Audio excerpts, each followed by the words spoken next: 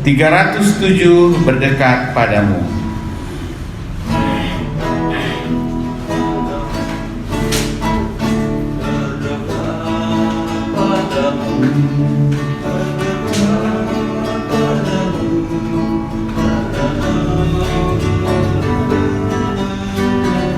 Bait pertama. Hanya Yesus ku miliki, air hayat bagiku. Hanya Yesus ku ikuti, sepanjang jalan sertamu. Berdekat padamu, berdekat padamu. Hanya Yesus ku ikuti, sepanjang jalan sertamu. Bait kedua. Kesenangan duniawi itu bukan pintaku. Sungguh rela ku bekerja, asal selalu sertamu. Berdekat padamu, berdekat padamu. Sungguh rela ku bekerja, asal selalu bertamu. Bait ketiga. Kuatkan ku dalam sengsara, pada lautan hidupku. Lalu masuk pintu surga, bahagia sertamu. Berdekat, berdekat padamu, berdekat padamu. Lalu masuk pintu surga, bahagia sertamu.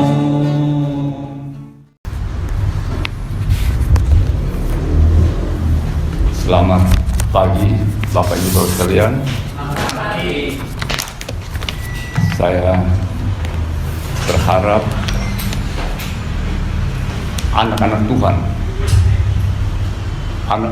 Tuhan itu tidak ada kata dia putus asa.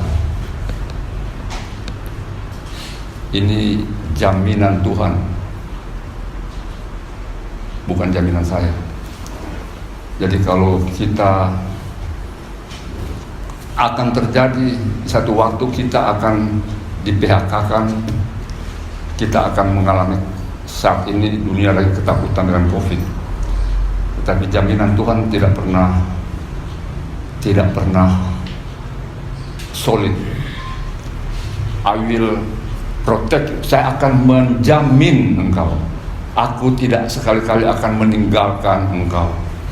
Sehingga patutlah setiap hari kalau kita datang bersama-sama di dalam kumpulan orang-orang yang telah dikuduskan, kita harus mengucap syukur dan bersuka cita. Berita baik yang kubawa bagi saudara dan kita sekalian. Lagu-lagu yang kita nyanyikan sungguh menyegarkan tubuh kita. Semua harus kita nyanyikan dengan sukacita. Mari kita berdoa. Tuhan, kami telah berkumpul di sini. Seberapa yang ada Tuhan, membuka hati dan pikiran kami. Tuhan Roh Kudus satu-satunya yang bisa mengungkapkan kebenaran. Hamba hanyalah hamba, tidak lebih dari seorang hamba yang harus mendengarkan apa yang Tuannya menyampaikan. Oleh sebab itu kiranya kami semua yang hadir di sini Tuhan berkati dengan membuka akal pikiran hamba yang akan menyampaikan, dapat memberikan penghiburan, sukacita di dunia yang penuh dengan kejahatan ini. Berkatilah kami semua di sini Tuhan, dalam nama Tuhan Yesus berdoa. Amin. Bapak Ibu Saudara sekalian, saya ingin mengucapkan seperti pada zaman masa Rasul-Rasul, salam Maranatha. Salam Maranatha. Ya, maksudnya kita berbicara tentang salam Maranatha. Itu bukan sekedar ucapan. Itu sudah sejak dari para rasul mula-mula, itu sudah disampaikan. Artinya setiap saat sejak mereka hadir, sejak mereka mengucapkan itu, mereka menantikan Tuhan. Tetapi ternyata Tuhan tidak datang pada waktu itu, karena ada langkah-langkah yang Tuhan ingin agar supaya seluruh dunia diselamatkan. Itu tujuan utama. Namun kalau kita menolak, itu tinggal tanggung jawab kita sendiri. Itu saja. Jadi Maranatha itu bukan sekedar ucapan, itu jaminan. Jemaat mula-mula mengucapkan salam Maranatha, artinya salam Tuhan datang segera, bukan Tuhan datang kembali. Tuhan datang segera, artinya setiap saat, dari hari ini pun sejak tahun 2000 tahun yang lalu, Tuhan datang segera. Tetapi ada langkah-langkah yang Tuhan ingin sebelum dia datang. Semua orang, kalau boleh semua orang diselamatkan, namun tentu kebebasan ada dalam diri kita masing-masing. Kita boleh menerima dia, dan tempatnya sudah sangat jelas di neraka. Sebenarnya neraka itu bukan tempatnya manusia.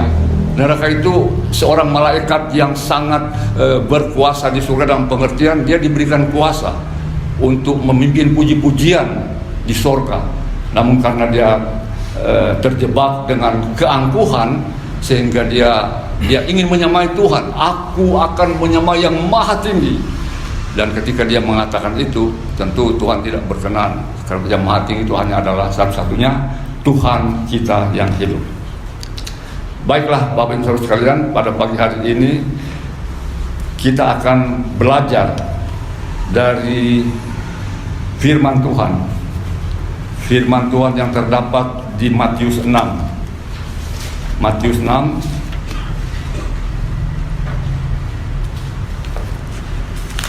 Oh ya, kepada yang baru pertama kali hadir, saya ingin mengucapkan selamat datang.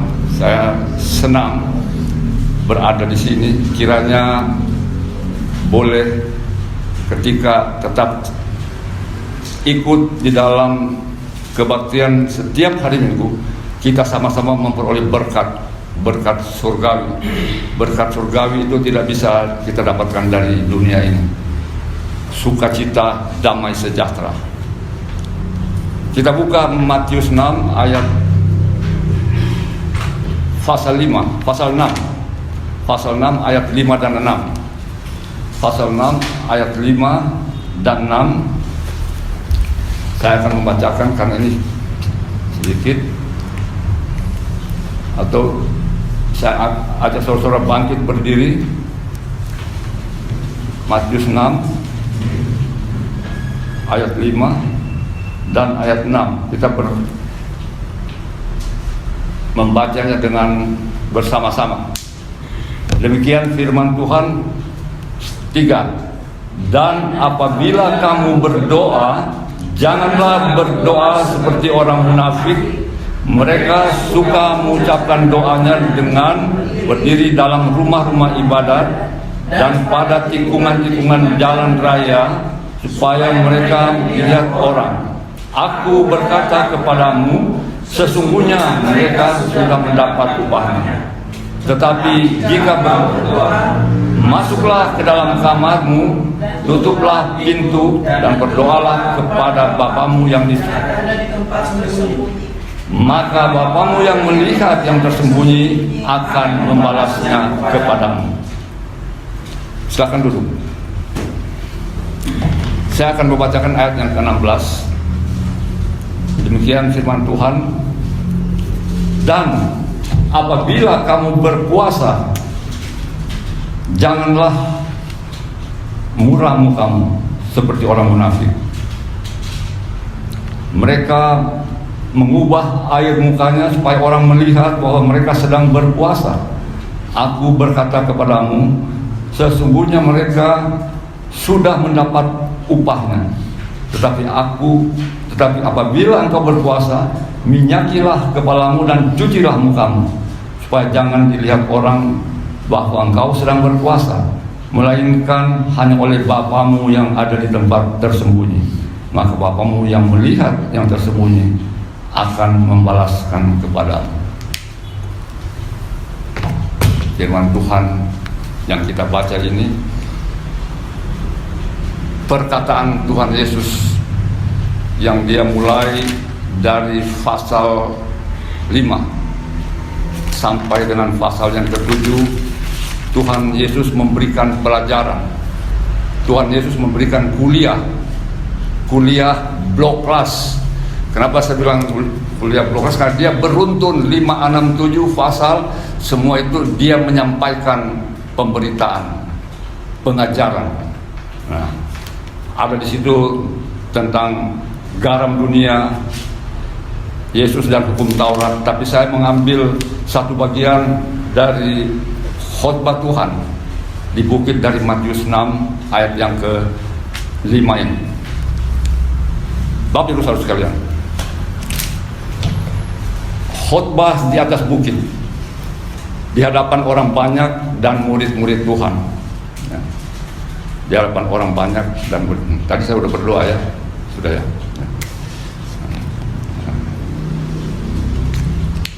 Penuh dengan pengajaran.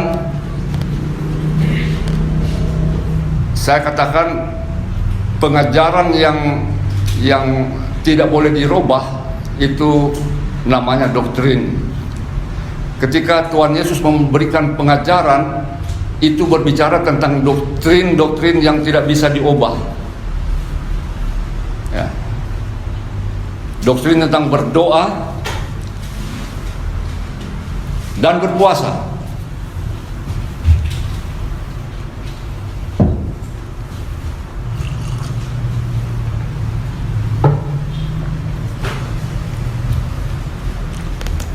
Di situ Tuhan menunjukkan bagaimana seorang murid, ini berbicara tentang murid. Namun pada waktu dia menyampaikan khotbah itu, ada banyak orang yang hadir, yang tentu kalau mereka tertarik, mereka juga akan menjadi murid.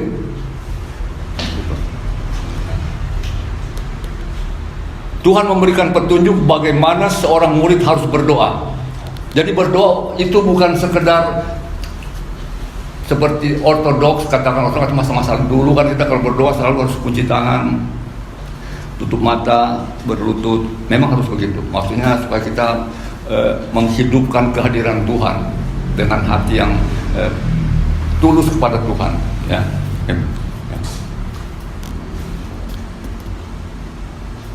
Tuhan Yesus mengajarkan bagaimana seorang harus berdoa. Kemudian sesudah itu dia masuk ke ayat yang ke-16. Ini yang menarik. Dia bilang apabila kamu berpuasa, dia masuk ke hal yang sangat real. Nah, ini satu paket. Ini bukan terpisah. Setelah Tuhan bilang apabila kamu berdoa, dia memberikan doa yang sempurna. Ya. Bapa kami yang di sorga, Our Father yang ada di sorga. Ya. Ya. Dikuduskanlah namamu. Jadi tidak main-main ucapan Tuhan. Bukan sekedar kita ucapkan terus beres. Itu ada nilai sakral, ada nilai yang sangat agung dan suci. Jangan kau menyebut nama Tuhan dengan sia-sia. Sebab kalau kita sudah terbiasa dengan itu, kita tidak memahami lagi wibawa dan kekuasaan Tuhan. Dia memberikan pengajaran tentang doa yang sempurna. Kenapa doa yang sempurna diajarkan, disebutkan the Lord's Prayer, doa Tuhan, yang kalau kita di sini diterjemahkan doa Bapa kami, karena itu doa yang sempurna yang Tuhan ajarkan, dimulai dari Bapa kami yang di surga. Baru kemudian dia terus ke bawah, dikuduskan, namanya itu kudus, holy. Tidak boleh main-main seenaknya kita ya Bapa tanpa ada maksud. Ya Allah, ada kan kebanyakan kita kalau kita lagi dalam keadaan kaget, ya Allah.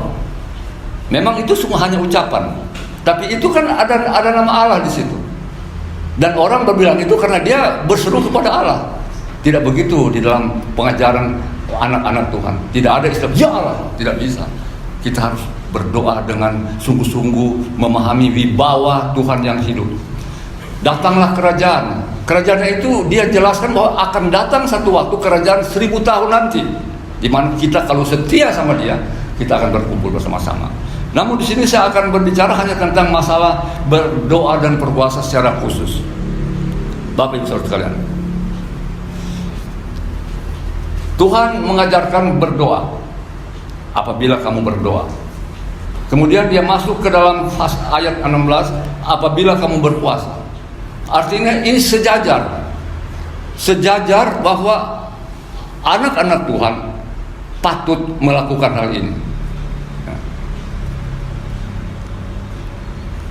Kalau hari ini ada orang yang bilang berpuasa, dan bukan orang bilang, saya melihat banyak sekali, bahkan orang-orang yang mengaku dirinya, maaf saya ambil istilah fundamental, orang-orang fundamental itu maksudnya orang-orang yang betul-betul itu fundamental, itu nilainya baik, tapi disalahgunakan itu menjadi nilainya tidak baik. Orang-orang yang fundamental mengatakan berdoa boleh dengan sikap sembarangan saja. Aduh Tuhan Yesus, saya kalau dengar begitu saya luar biasa. Boleh, yang penting hati. Yang penting hati. Bagaimana Tuhan berdoa di Taman Getsemani? Ada berapa sikap yang Tuhan berdoa. Pertama dia berlutut, tunduk, baru kemudian dia berlutut karena dia terbeban. Nah, doa itu sungguh-sungguh Tuhan ajarkan sehingga kita betul-betul menghormati keberadaan Tuhan. Dia bilang apabila kamu berdoa, janganlah berdoa seperti orang munafik. Nah, dikatakan di situ kalau orang munafik dia berdoa di tikungan-tikungan jalan supaya orang lihat, atau di tempat-tempat yang bolehlah tempat di dalam gereja pun kita lihat orang berdoa agar supaya kelihatannya panjang-panjang doanya. Doa tidak usah panjang-panjang. Kalau di dalam jemaat sepertinya doa tidak perlu panjang-panjang, kecuali doa syafaat. Doa yang pribadi boleh panjang, 1 jam 2 jam itu lebih indah. Tapi di dalam jemaat seperti sekarang karena ada umum, kita tidak berdoa seperti itu. Kita berdoa seperti apa adanya. Ya. Jadi apabila kamu berdoa jangan seperti orang munafik. Selanjutnya berdoa yang panjang-panjang. Ya. Bapak Ibu Saudara sekalian. Ya. Baru kemudian dia masuk ke dalam ayat 16. Apabila engkau berpuasa jangan seperti orang munafik, sama halnya. Ya. Tapi berpuasalah dengan cara yang benar. Coba kita baca di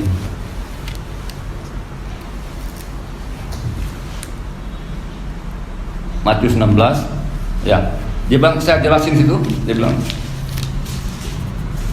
apabila kamu berpuasa, janganlah muram mukamu. Sangat jelas. Matius 6 ayat 16. Ya. Mereka mengubah air muka supaya orang melihat bahwa mereka sedang berpuasa. Aku berkata kepadamu, sesungguhnya mereka sudah mendapatkan upahnya. Tetapi apabila engkau berpuasa, minyakilah kepalamu dan cucilah mukamu, supaya jangan dilihat orang bahwa kamu sedang berpuasa, melainkan hanya oleh Bapamu yang di surga, di tempat tinggi. Maka Bapamu yang melihat yang tersembunyi akan membalaskan kepadamu. Inti berpuasa itu seperti ini. Bukan kita bikin muka muram, 1 bulan kita berpuasa muram, siang tidak makan, tapi malam makan seenak-enaknya sampai sekian. Itu bukan berpuasa. Berpuasa itu sehari 24 hours, 24 jam. Itu merendahkan diri kita di hadapan Tuhan. Kita akan belajar. Bapak Ibu Saudara sekalian, saya sedih kalau melihat orang di sana bilang kita kalau berdoa enggak. Termasuk orang fundamental yang berdoa yang penting kita hati. Bagaimana kita kalau berdoa bertemu dengan seorang kepala bagian saja atau seorang guru sekolah, sikap kita seperti apa? Anda jawab sendiri. Nah, ini kita menghadapi Tuhan Maha Besar. How great thou art, betapa besar kuasa Tuhan. Kita harus datang dengan sikap yang betul-betul penuh dengan mohon pengampunan, kerendahan hati. Jadi bukan sembarangan. Bapak Ibu Saudara sekalian, Tuhan Yesus memberikan kuliah panjang kepada murid-murid, mulai dari pasal 5 sampai dengan 7. Kalau kita baca itu tentang kerajaan surga, kerajaan Allah. Tapi di sini kita akan berbicara secara khusus tentang pasal 6 saja. Jadi berpuasa itu bukan hanya milik seperti sekarang kita lihat ada orang teman-teman kita di luar sana yang berpuasa ada ada waktu dan diumumkan. Di sini sangat jelas berpuasa itu tidak diumumkan. Saudara harus bersikap sendiri dengan Tuhan dan mukamu tidak boleh melihat kelihatan seperti orang yang kelaparan. Tuhan khusus mengajarkan berdoa dan puasa menunjukkan dua hal tidak bisa dipisahkan. Dua hal ini tidak bisa dipisahkan. Sekarang karena orang, saya harus mengatakan begini, karena orang sudah tidak bisa melepaskan seleranya dari keinginan lehernya, maka dia lupa berdoa, berpuasa lagi, susah berpuasa. Dia lebih banyak menyenangkan tubuhnya. Padahal kita baca di dalam Alkitab, orang kudus itu orang yang telah dikuduskan. Saya dikuduskan bukan karena saya kudus. Saya dikuduskan karena saya bertobat. Saya bertobat menerima Yesus sebagai Tuhan dan Juru Selamat saya. Setelah itu Dia mengampuni semua dosa saya, masa lampau, hari ini, dan akan datang. Ketika itulah kita dikuduskan oleh apa? Ketika kita bertobat, mengakui Dia tersalib di kayu salib, dikuduskan oleh darah yang tercurah, darah kudus, darah tidak mengenal dosa. Dan itulah orang-orang yang disebut orang-orang kudus, ya. Bapak Ibu saudara sekalian, saya ingin mengutip satu orang yang mengatakan begini.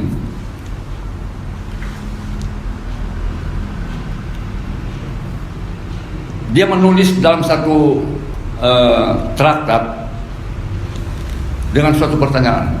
Apakah doa dan puasa merupakan perintah yang harus dilakukan? Ya. Doa dan puasa bukanlah, dengarin, doa dan puasa bukanlah perintah yang harus dilakukan. Luar biasa. Ini yang hati-hati, saudara. Berdiri di tempat ini, saya berada di sini bukan saya ingin di sini, saudara. Saya tidak pernah membayangkan saya harus ada di sini. Tetapi ketika saudara telah menyerahkan diri kepada Tuhan, tidak ada jalan lain. Ketika dituntut, apa Tuhan bilang waktu Dia bilang sama orang-orang Farisi, kalau kalian ketika Dia masuk di Yerusalem, orang-orang welcome bersorak-sorak wah hosana. Tiba-tiba ada orang-orang kelompok orang-orang yang selalu sok pintar, saya bilang begitu. Kita juga bisa sok pintar, saudara. Jangan kita bilang mereka sok pintar, kita pun bisa. Itu orang-orang Farisi yang selalu sangat ketat. Suruhlah anak-anak ini diam. Tuhan bilang apa? Kalau anak-anak diam, itu batu-batu akan berbicara untuk saya. Karena Dia ini raja yang masuk Yerusalem. Ya. Bapak Ibu saudara sekalian. Ya. Dia mengatakan doa dan puasa bukanlah perintah yang harus dilakukan. Sebenarnya ini sudah menghilangkan satu ayat Alkitab. Berdoa dan puasa. Saya harap dia yang mengatakan ini, dia tidak sadar atau dia lagi sedang dalam kondisi tidak baik. Sebab kalau dia bilang doa dan puasa bukanlah perintah yang harus dilakukan, dia melanggar firman Tuhan. Dia tambahkan lagi, namun ini merupakan sebuah praktik yang dilakukan oleh orang percaya sepanjang zaman. Benar. Sepanjang abad, dari sejak perjanjian lama sampai perjanjian baru, orang Kristen, orang perjanjian lama masuk perjanjian lama berpuasa, masuk perjanjian baru orang Kristen berpuasa. Betapa beraninya menghilangkan pasal penting dari satu ayat firman Tuhan. Bapak Ibu saudara sekalian, mari kita baca dari 1 Samuel 12 ayat 23. 1 Samuel. Coba apa salah seorang boleh berdiri dan menyampaikan ini. 1 Samuel 12. Kemarin saya salah kutip ini, sekarang saya mau memperbaiki kutipan ini. 1 Samuel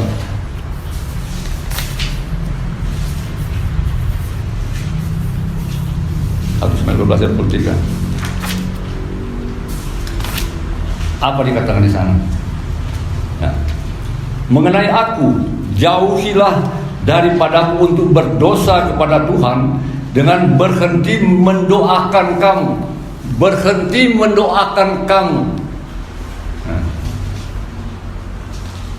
Berdosa kepada Tuhan dengan berhenti mendoakan kamu. Samuel diberi tugas kepada Tuhan memimpin umat Israel, dan dia tidak pernah sedikit pun berhenti berdoa. Nah, kalau ada orang bilang di situ di bilangan berdoa dan berpuasa bukanlah perintah, saya apa ya?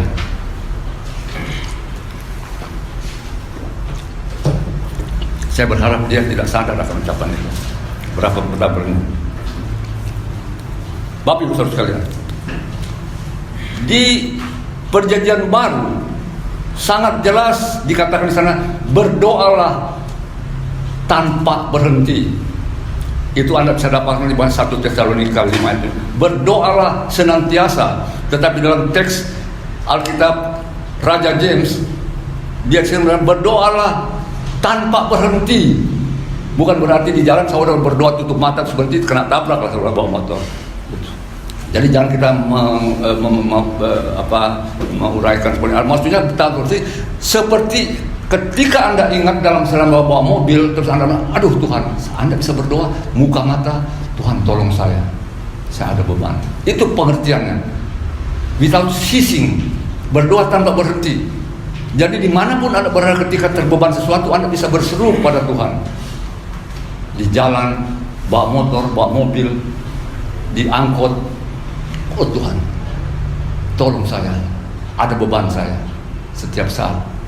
Dan Tuhan suruh. Karena itu hubungan langsung yang kita lakukan setiap hari. Bapak Ibu Saudara sekalian,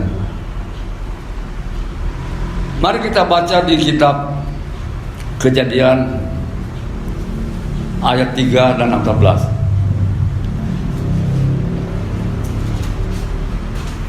Kejadian 3 ayat 14.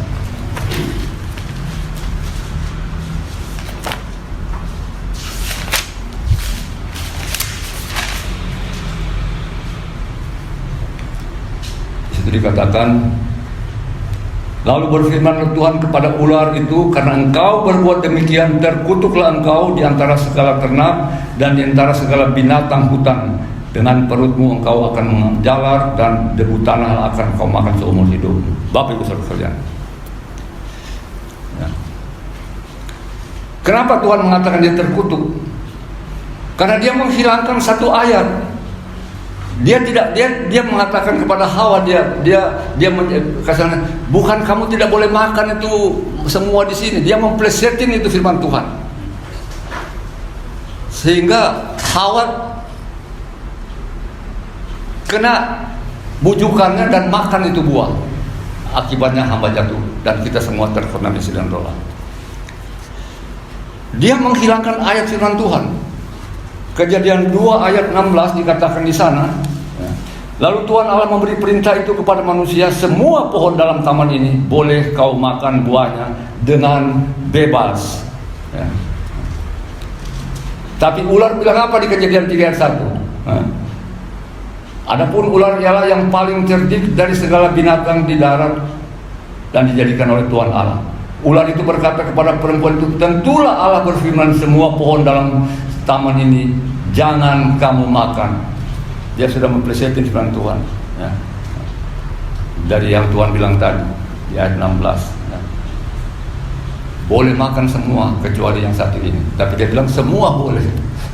Ini iblis, ya. Siapapun, saya, atau siapapun menghilangkan satu iot itu satu titik, iota, dari Alkitab, terkutuklah dia. Jadi kalau ada orang bilang berdoa dan berpuasa bukanlah perintah yang harus dilakukan, saya tidak mau pakai itu kata-kata yang tadi Tuhan bilang. Tuhan yang akan melakukan itu kepada dia. Ini yang harus kita hati-hati. Sekarang kita masuk kepada pertanyaan, mengapa Tuhan menyuruh kita murid-muridnya berdoa dan berpuasa? Yang pertama, merendahkan diri di hadapan Tuhan. Coba kita baca di Esra 8. Esra 8.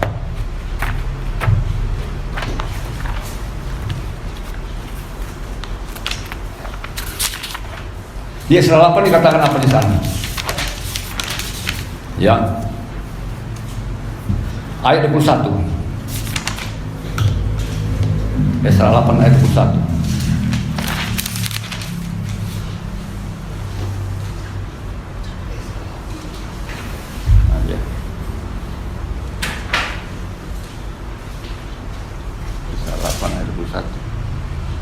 Kemudian di sana, di tepi sungai Ahawa itu aku memaklumkan puasa, supaya kami merendahkan diri di hadapan Allah kami untuk memohon kepadanya jalan yang aman bagi kami, bagi anak-anak kami, dan segala harta benda kami.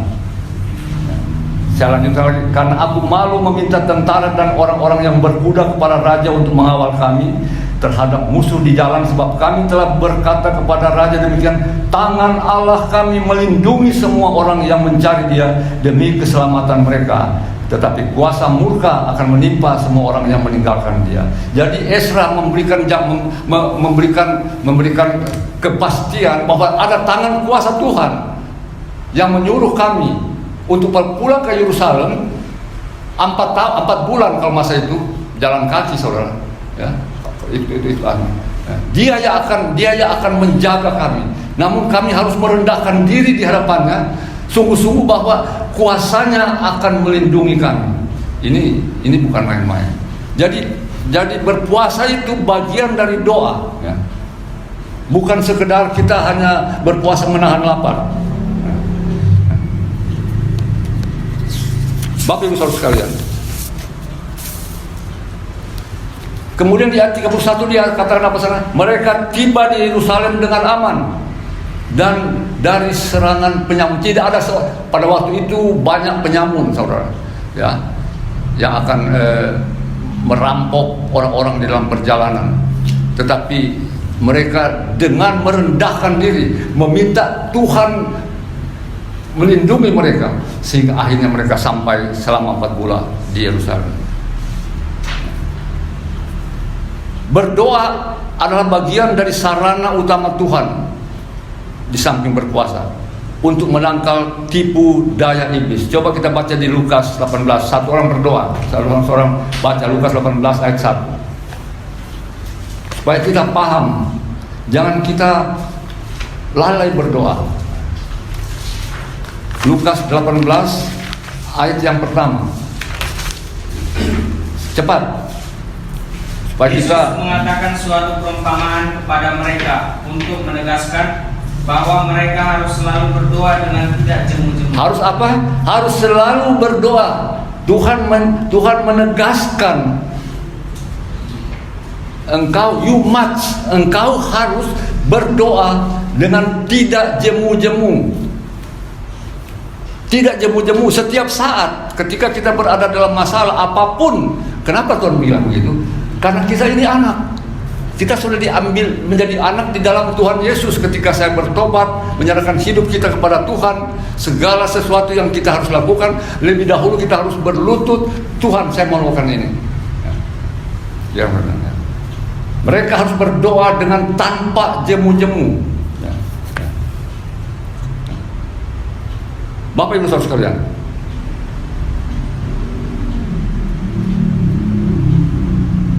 berikutnya kita melihat berdoa dan berpuasa sarana utama Tuhan untuk merendahkan diri di hadapan Tuhan, memohon belas kasihan Tuhan. 2 Samuel 12.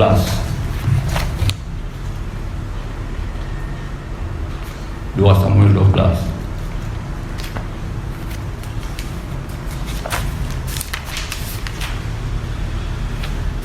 Coba seorang baca lagi ayat 13a, supaya kita sama-sama belajar mempelajari firman Tuhan. 2 Samuel 12 ayat yang ke-13a.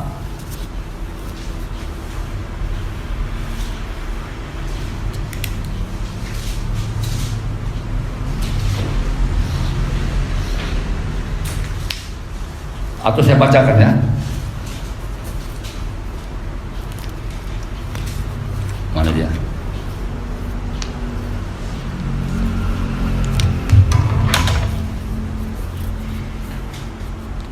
1 Samuel, bukan 2 Samuel. 1 Samuel 12 ayat 23.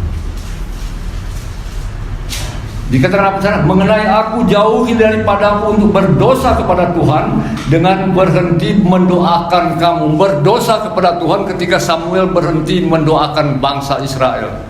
Berhenti berdoa. Berarti dia diberikan tugas pada masa itu, dia harus selalu berdekat dengan Tuhan untuk memelihara bangsa yang dipertanggungjawabkan pada dia dari sisi iman mereka. Kita hari ini berdoa tidak seperti mereka yang harus satu orang yang berdoa untuk semua. Setiap orang yang Tuhan selamatkan, dia berhak berdoa kepada Tuhan, berhak berdoa, berseru kepada Tuhan di dalam nama Tuhan Yesus ya. Berdoa dan berpuasa. Bapak Ibu Saudara sekalian, jadi puasa itu sudah dilakukan sejak zaman Perjanjian Lama. Akan terhadap sesuatu yang menimpa, sesuatu yang terbeban di dalam hidup, mereka disuruh berpuasa. Ezra berpuasa, Musa berpuasa, dan kepada kita di sini Tuhan ajarkan.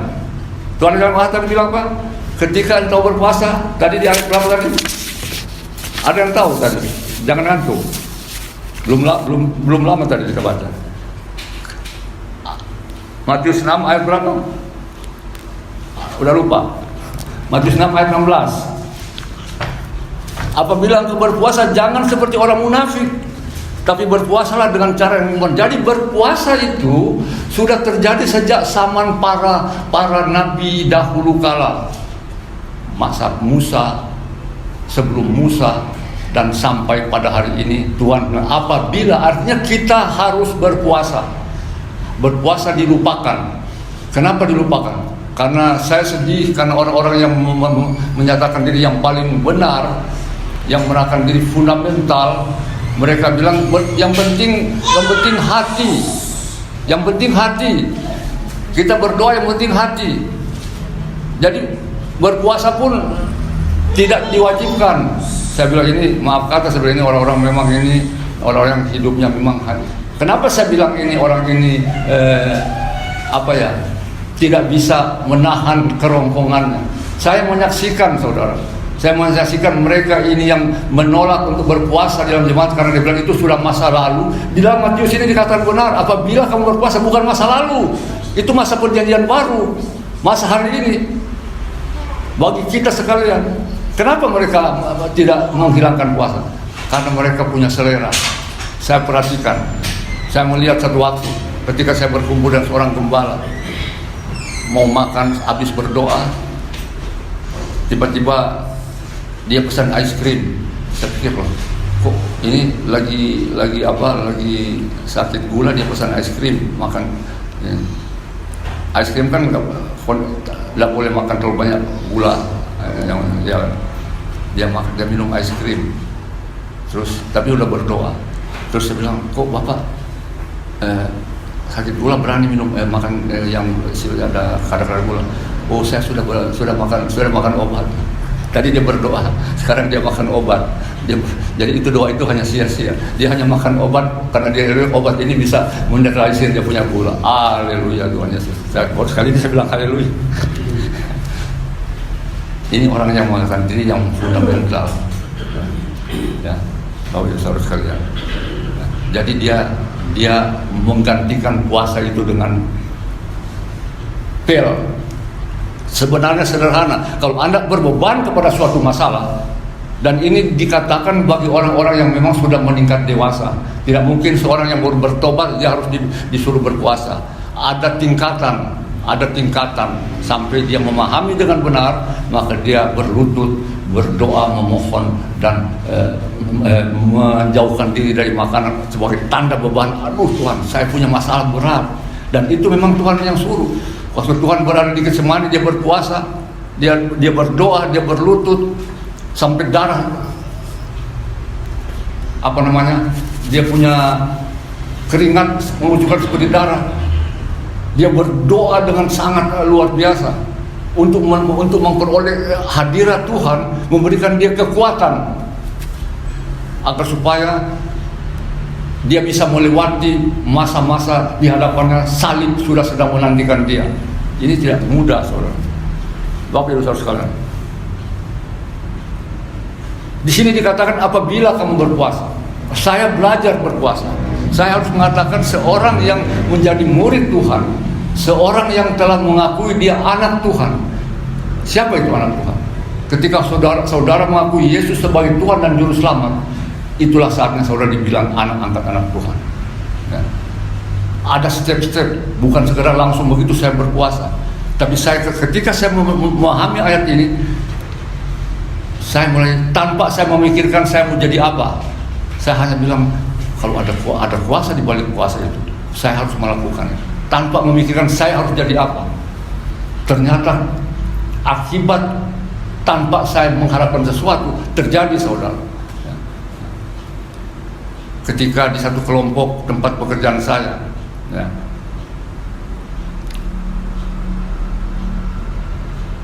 kita bikin suatu jam doa berbagai bangsa.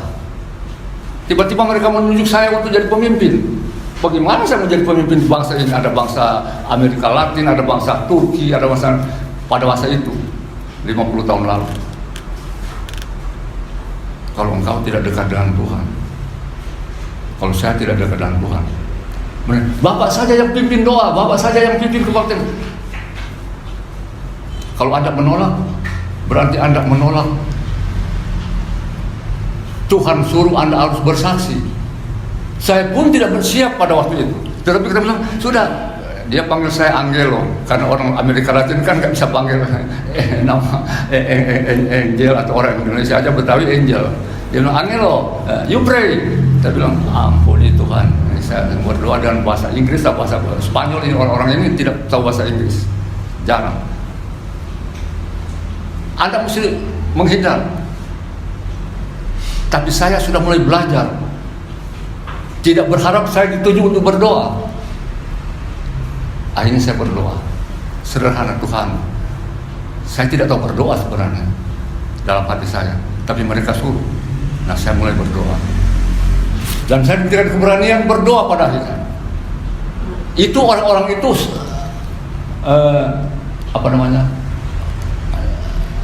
cleaning service yang kerjanya lap-lap apa aja, membersihkan segala sesuatu.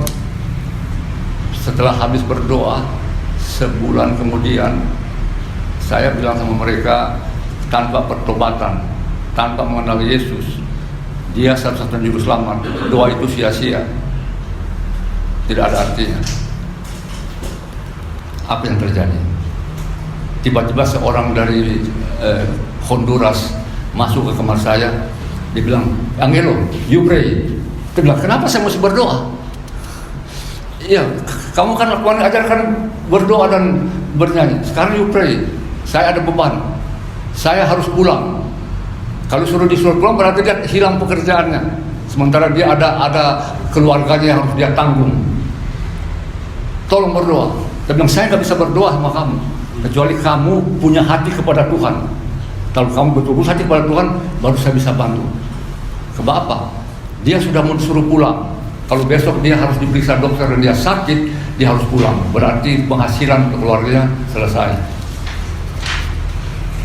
Oke, mari kita berdoa bersama-sama. Yuk percaya, Yesus bisa menyembuhkan. Karena dia bilang dia punya kaki, mau diperiksa besok. Kalau dia punya kaki ternyata memang sakit, dia harus pulang. Singkat kata, setelah dia pergi, kita setelah berdoa, tiba-tiba pada hari yang sama, besoknya dia datang masuk kamar, "Toh, Angelo, saya tidak jadi pulang. Kenapa? Saya punya badan sehat." Ya. Baru sampai dia bilang begini, "Kalau begitu nanti kalau saya pulang nanti saya mau jadi hamba Tuhan." Saya bilang, "Tunggu dulu, jangan seenaknya begitu, karena doanya dijawab. Dia harus pulang, dia akan terbeban dengan ekonomi keluarganya. Sekarang dia Tuhan sembuhkan kakinya. Ternyata waktu kita malam kita berdoa, berlutut kepada Tuhan, minta pengampunan dosamu dan segala apapun yang terjadi, dan percaya Yesus bisa melakukan." Singkat kata dia pulang dari dokter di darat dan dia masuk kamar, Angelo, sukacita. Saya nggak jadi pulang. Itu doa kamu yang sungguh-sungguh. Sekarang tiba-tiba dia bilang, "Saya sudah tidak mau lagi naik kapal. Saya mau pulang menjadi hamba." No, jangan belum apa-apa. Jangan engkau cuma dari pikiran kita semua berpikir bodoh seperti itu. You harus have a connection, hubungan dengan Tuhan, baru kamu bisa tahu apa kamu harus menjadi hamba Tuhan atau bukan. Bapak Ibu Saudara, ini yang sangat penting. Jadi kita berdoa dan berpuasa itu bukan sekedar kita berdoa dan kemudian berdoa. Itu ada beban. Saya beban kepada jemaat ini. Bapak Ibu Saudara, beban kenapa? Sejak Maranatha didirikan, masuk keluar orang datang dengan berbicara dia hamba Tuhan. Nah, tentu saya percaya. Apalagi dia bilang dia baptis independen. Siapa yang tidak mau baptis independen dengan kebanggaannya mereka? Bukan kebanggaan sebenarnya.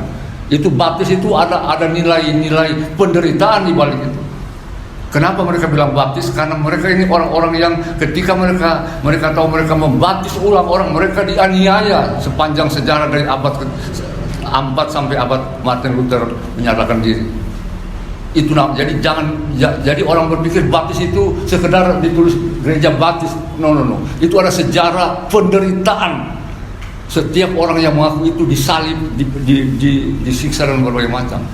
Itu pun akan terjadi. Ini akan panjang, ini waktunya sudah sangat singkat. Itu akan nanti kita bicara. Jadi berdoa dan puasa sejajar, karena itu dikatakan di ayat yang sama, Matius 6. Berdoa hanya tidak dipaksakan. Anda sendiri yang berdekat dengan Tuhan dan bukan berdoa saya kuat. Ada seorang hamba Tuhan dari teman saya. Saya dulu bergaul dengan Pantai Costa banyak. Jadi sedikit panggil lah. Dia bilang, "Aduh, saya udah berpuasa 3 kali dalam nama Yesus, pergi iblis." Dia sama saya, "Hebat ya. Kita berpuasa 3 hari, setelah kita usir iblisnya pergi. 1 minggu kemudian itu iblis datang lagi." Jangan bermegah pada dirimu sendiri. Berpuasa itu bukan kemegahan. Itu beban ketika Anda sudah dekat dengan Tuhan. Anda lakukan itu. Ada sesuatu yang luar biasa terjadi. Itu yang terjadi. Beban jemaat Maranatha di sini dari tahun 2004 sampai hari ini orang masuk keluar, dan karena kita polos percaya dan mereka jadi ini jadi itu, akhirnya mereka pergi goodbye. Mereka tidak, hatinya nggak ada di sini. Tuhan bilang memang mereka berasal dari kita. Sudah jelas-jelas dikatakan sama Yohanes 1 Yohanes 2, mereka berasal dari kita, tapi mereka tidak sungguh-sungguh memiliki hati di situ. Kita diuji dan kita dikatakan ditapis ya, diayak ya. Kita disaring saman-saman ini, bukan berarti kita hanya sedikit begini. Ada banyak di sana di luar. Tuhan bilang di Wahyu, dia bilang beribu-ribu berlaksa-laksa tentara surgawi. Orang-orang percaya akan datang menyembah Yesus. Jadi kita ini bagian dari berlaksa-laksa itu.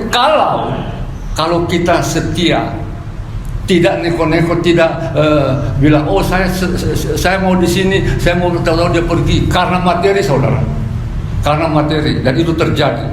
Nah, kalau saya berada di sini bukan saya ingin, tapi marilah kita bersama-sama bangun Maranatha ini tulus. Dan saya ingin mengajak, karena ini beban yang sangat berat. Saya tidak mengajak siapapun. Saya akan memulai puasa pada hari Rabu dan ditutup pada hari Kamis jam doa. Tidak dipaksakan siapapun. Apabila siapa yang terbeban, itu puasa itu bukan milik yang orang di luar sana, yang kita teman-teman kita yang bilang berpuasa selama 1 bulan. Itu milik dari perjanjian lama dari 3.000 sampai 1.000 tahun yang lalu itu. Cuma karena inilah kekurangan orang Kristen yang, atau saya melakukan itu berdiam diri. Ketika saya berpuasa, bilang sama istri saya, "Bu, saya nih hari nggak makan." Dia udah tahu itu karena berarti saya terbeban, dan saya lakukan itu setiap minggu. Berdoa dan berpuasa sejajar. Namun ada tingkat ketika Anda sudah mencapai level iman yang sungguh kepada Tuhan, Anda terbeban kepada saudara-saudara kepada siapapun. Bisa terjadi ketika Anda berdoa hal-hal yang tidak kita pikirkan terjadi. Bapak Ibu Saudara sekalian, ini yang kira-kira sedikit yang kita bisa sampaikan. Bagi kita jemaat Maranatha, kita ada beban di sini. Berdoa untuk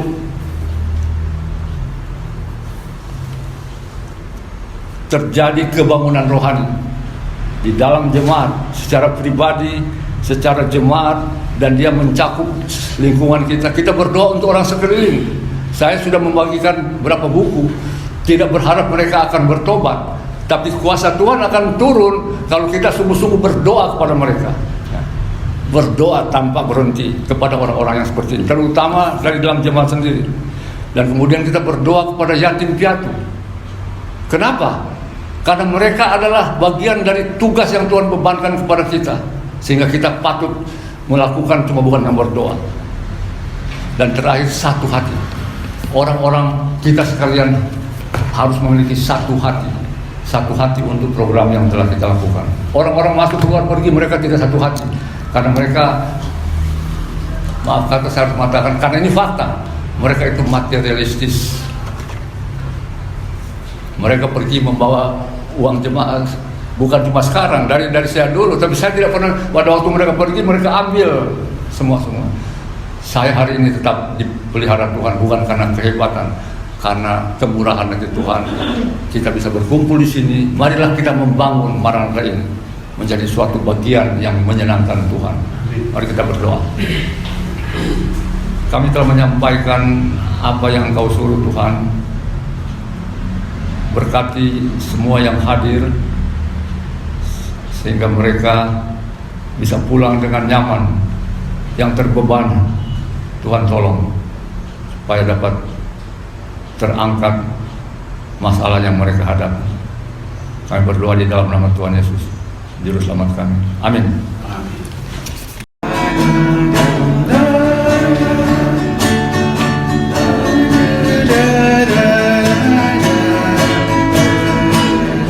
Ya, ku datang dari jauh, diutus Rajaku.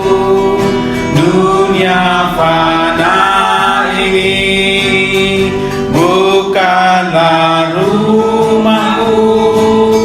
Sebagai utusan kerajaan Tuhan, aku bawa berita baik. Berita baik yang ku bawa dari Rajaku di surga. Berilah dirimu, didamaikan segera, didamaikan dengan Allah. Baik, kedua, amanat Rajaku agar manusia bertobat dan segera membuang dosanya, yang taat padanya kan diberi mahkota. Aku bawa berita baik, berita baik, berita baik yang ku bawa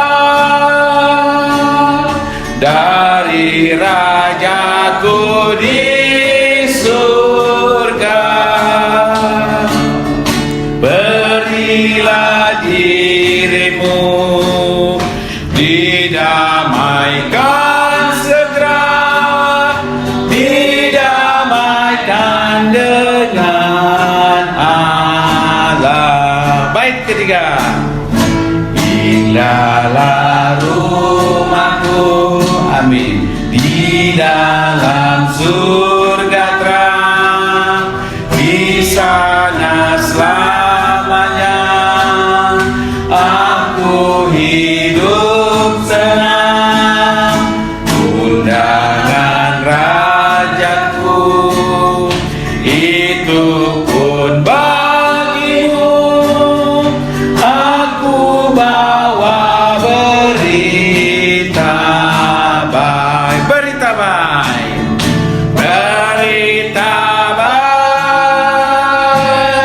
yang ku bawa dari rajaku di surga. Berilah dirimu,